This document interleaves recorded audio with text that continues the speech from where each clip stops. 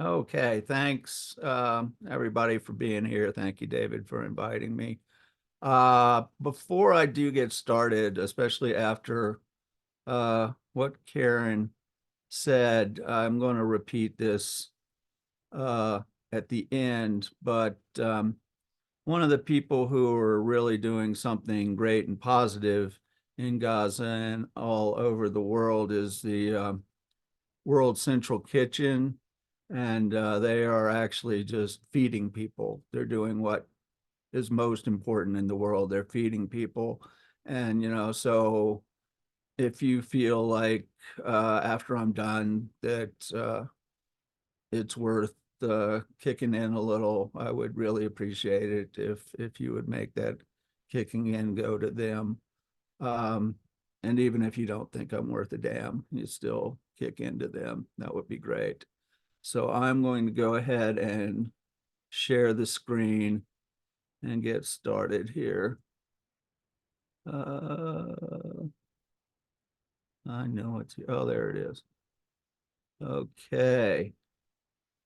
So as promised, this is called In the Image. And we unfortunately the other day lost one of the great artists of our time. And this is called Faith for Faith Ringgold. We lost Faith today, puller of threads, pulse of history, painter of pain and love and joy and light, painter of faith, bender of the arc, heart and mind spark. We will never lose faith. Faith will always be with us. And this is going to be the first of many Clifford Still pictures you see. And this is Clifford Still Life, #1. I am the paper. I am the line. I am the creator. I am the time.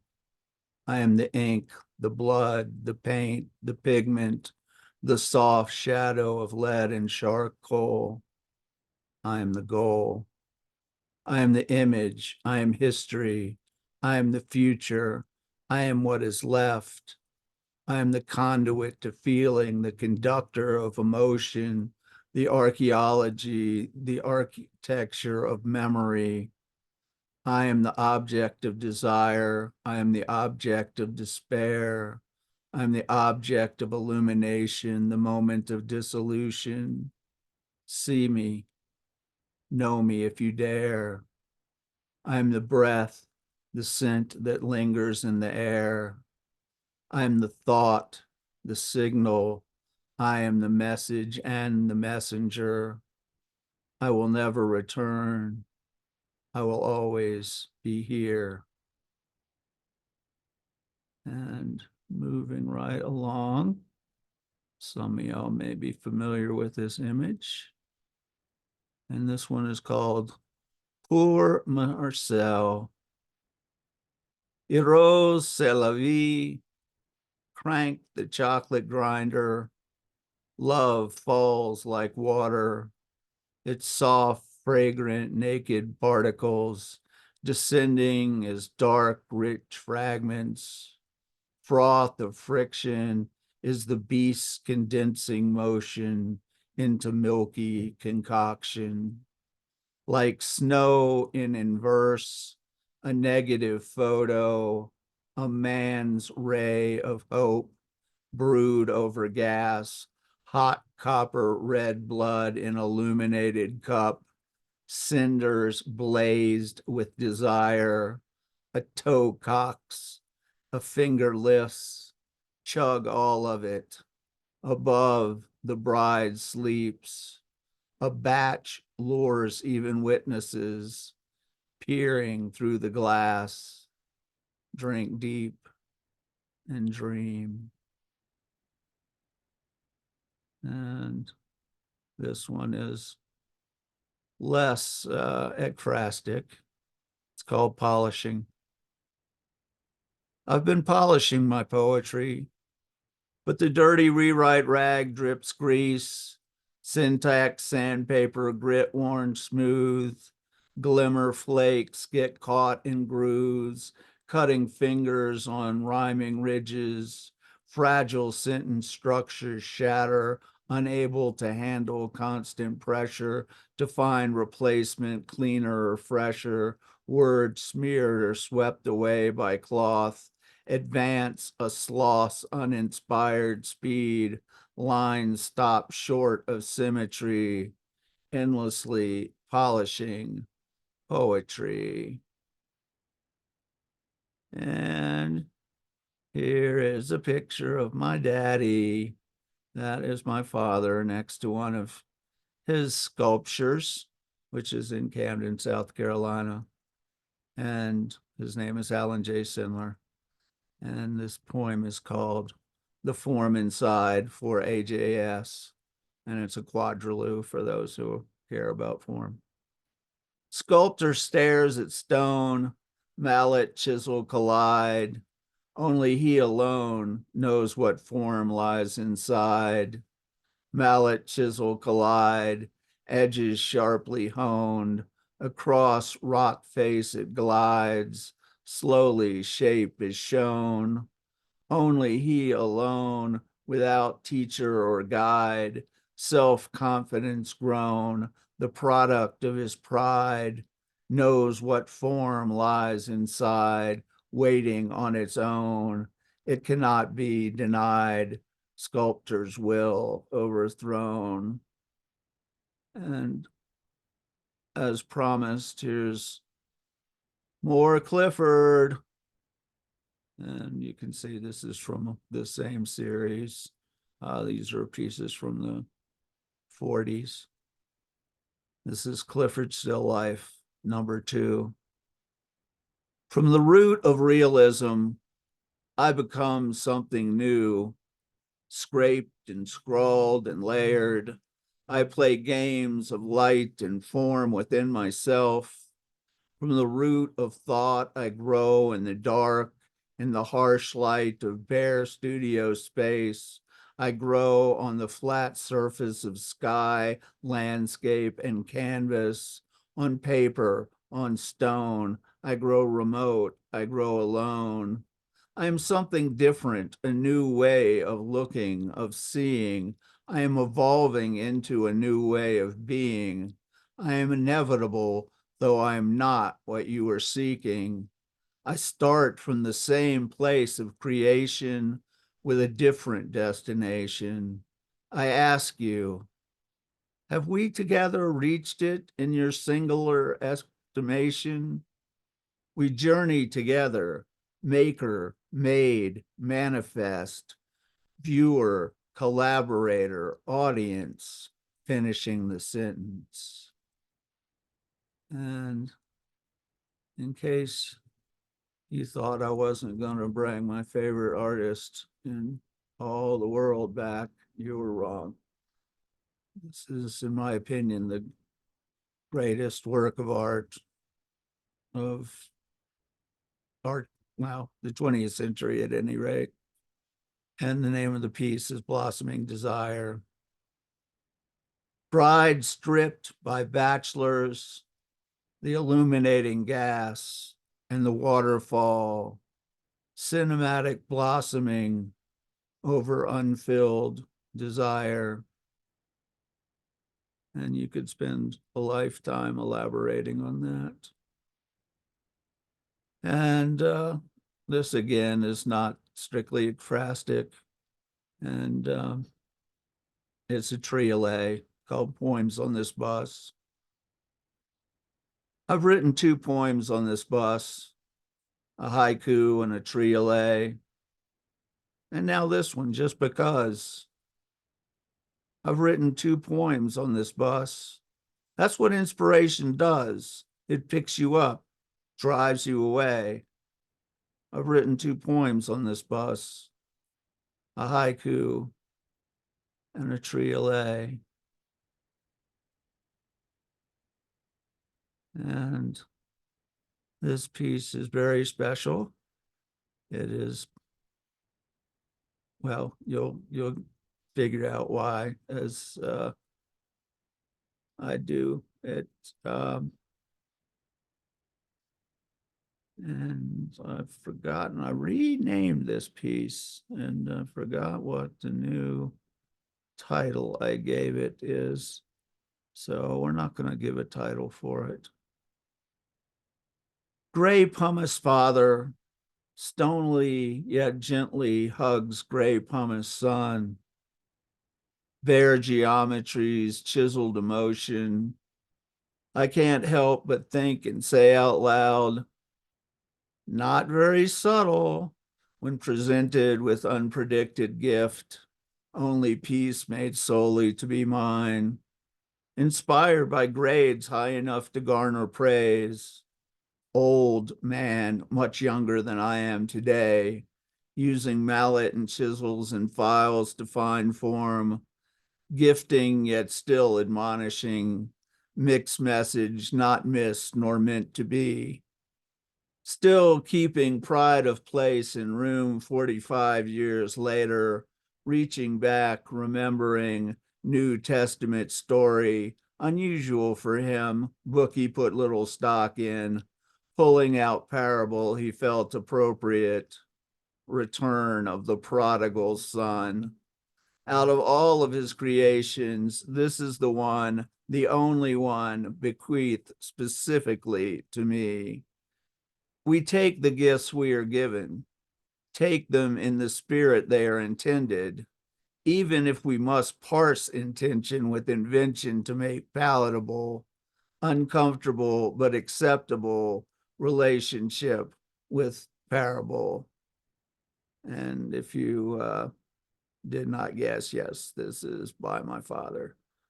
Um, and this next one is also a triolet. It's called Painting Triolet. How original. The painting leaves the studio and takes on a life of its own. The painter's sad to see it go. The painting leaves the studio, its story one he'll never know. How it's seen, to whom it's shown. The painting leaves the studio and takes on a life of its own. And here is another highlight, a photograph by none other than Patricia Flanagan, who is here with us today, which makes me very happy. And it's called Puddles for PF. A dear friend captures portraits of puddles. Each liquid surface sports a mirrored view that fractures the expected into reflections of the liminal, light-bound twinned realities, unequal equals frozen, breathless portals into ether, a bit like her and her twin sister. And that was a nonette, by the way, if you're, again, if you care about form. Um, and gee, guess who we come to again? And this is a later piece, so probably from the 70s. Clifford Still Life, #3. Are you still human after all the distortion, the breaking down into mechanics, the tearing up of the expected into a composition within which but a shadow lingers of your body and of your face? Are you still here with me in this dream, this recreated, reverberated, semaphoric symbol, your labored, heavy breathing, your heaving body, now expressing self through space and shape and form, an image of a poem, forlorn, but never again alone? And this is another one based on a friend from South Carolina who is actually who this is for, even though it says for Stieglitz here. That's just a sort of slang, well, a pet name. So it's actually, this is SLR, or why Japanese technology sometimes brings me down, for Stieglitz. And this poem is from like 1982 or something. Class together, by the way. Through apertures unfolding path, your light formed image enters, at once both pure unhampered light and prisms rainbow splinters. One image falls upon the film, moment resting in its frame. Another flickers in my mind, then is never seen again. My pen and heart together try to explicate this vision, so unlike what the camera sees, but with much less precision. And so a breathless scale of grays must simulate your visage until my skill can focus in your glowing spectral image. And this next piece is a real treasure, one of the many treasures here in the Denver Art Museum. And this is the actual title of the piece is The Red Horse, but this is The Welded Horse for Deborah Butterfield. She's red, the color of blood, the color of flame. She's brown, the color of rust, the color of earth, the color of autumn grass on the side of the freeway. She's hard, she's crumpled, welded, scrapped, broke down, and welded back again into a new shape, a new reality, a new life. She stands on narrow yet resilient, powerful limbs, their twisted members held in tensile growth, rising strong like trees to hold her bulk. Her body is twisted, bent, punctured, and emaciated, but still full of intensity and purpose, still graceful after one accident, one punishing blow after another. Her neck cranes out, a bridge to her proud and savage skull. Her head, whose own members twist into insolence, a prideful expression of survival. What sounds, bangs, squeals, grinding screeches, acetylene hisses, and brush swooshes has she heard as she came to life? What words of wonder has she heard from passers-by who marvel or question or gasp, entranced by her unlikely and intense power and beauty? Is she even aware of them? Does she note their passing as she stands immobile in her proud, hard-won, renovated, and resilient repose? No movement, no motion, no intrusive sound or pointing finger can dissolve her resolve or make her startle and flee. She stands as a totem, a testament, a monument to the continuity at the heart of change, the growth at the root of decay.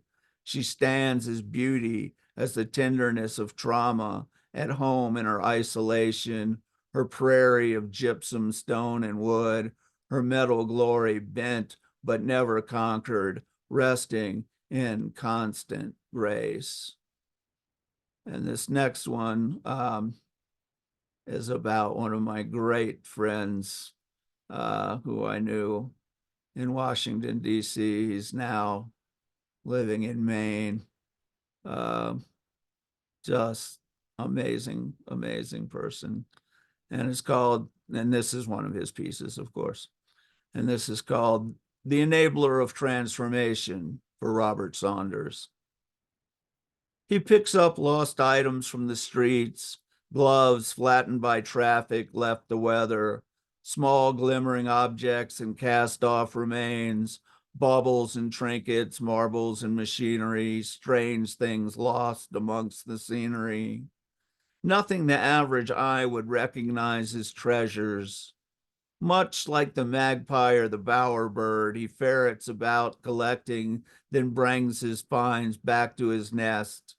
At home, he arranges, stacking glove upon glove in patterns of color, thickness, and texture, forming pyramids or grids or circles of glass and metal, stone and bone, ribbons of rubber tread woven like baskets, all transformed into concrete poems. Were these materials meant to find this fate? Did mechanisms of magic bring them into his path to undergo alchemical rebirth? Did they wait their time knowing he would pluck them from asphalt, concrete, or bare earth? Did they sing across distances to each other, knowing somehow, sometime, somewhere they would come together? Did they know that only this artist and collector could give meaning to their new connection? That only he could create new life transubstantiated from the world's rejected, lost, and unloved scraps, its underrated artifacts? Is it possible that they could guess that he alone could make the world a place a little more poetic, more enthused with an aesthetic understanding by his handling and rearranging and renaming of the simplest elements with respect and love and the gift of balance? The question remains among the evidence.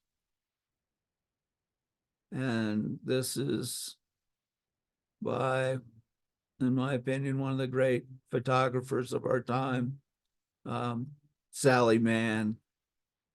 And this is based on this photograph. It's called Black Bayou.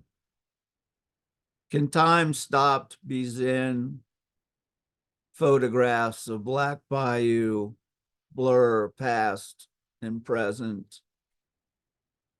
And this one is about my wonderful cousin Mina, who you see there on one side. I'm not sure who the guy is, but that's my cousin Mina. And this is called Walking with Mina. Around the block from the red house, she holding my tiny hand lightly, loosely, so petite herself she barely needed to bend to look into my 5-year-old eyes, kneeling by my side, pointing out what some would call weeds and brambles, but she saw as wonders, picking a tiny blossom, laying it flat in my Sue's skin palm, pulling twigs and dry grass together, punctuated with petals, pine straw, and bark on the sandy Carolina soil, arranging them to form a tiny path, a rooftop, tree cover, and clouds, a fragile landscape, just like in her paintings. Subtle watercolor strokes merge with pasted fragments of flora, combined to make magical miniature tableaus.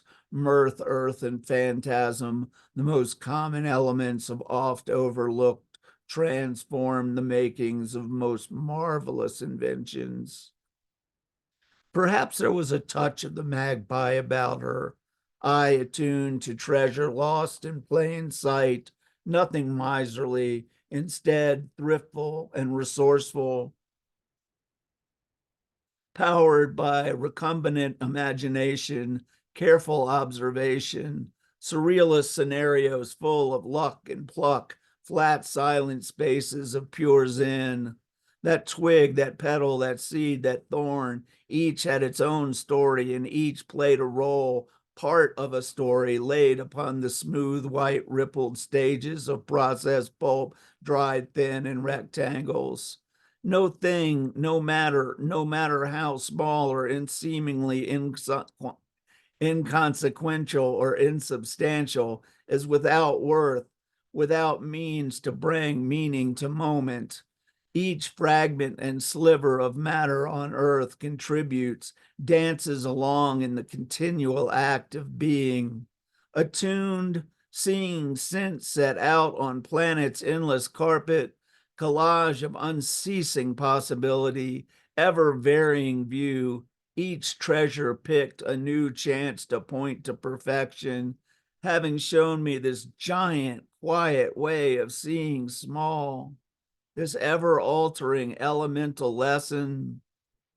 She took my hand again in her withered paper, brittle bone fingers, led me up the walk, brought me inside, set me by the window, and made me cocoa.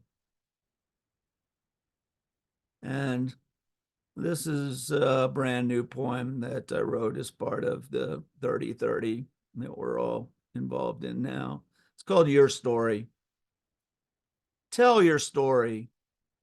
Leave the grit and blood on the page, but do not be afraid to seal it with a kiss. Love your truth. Hang it high, signed with the gold in your heart. And thank you all very much for listening. I really appreciate it. Um, y'all are the best audience. And again, if anybody really feels tempted by this to do so, I would very much appreciate it if y'all could contribute to World Central Kitchen so they can continue to help people all over the world eat, which is the one thing we all need to do. So thank you.